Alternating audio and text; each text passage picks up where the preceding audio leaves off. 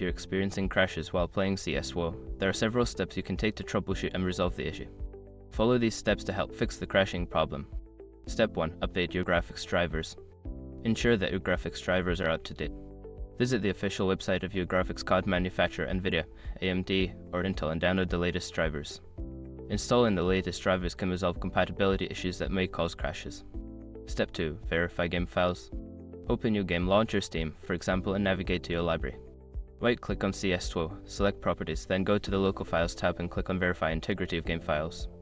This process will check for any corrupted or missing files and replace them. Step 3. Adjust in-game settings. Lower your in-game graphics settings to see if that resolves the crashing issue. Sometimes high settings can strain your system, leading to crashes. Start with lower settings and gradually increase them to find a balance. Step 4. Disable background applications. Close any unnecessary applications running in the background that might be using system resources. This includes web browsers, streaming software, and other games. Freeing up resources can help stabilize your game performance. Step 5. Reinstall the game.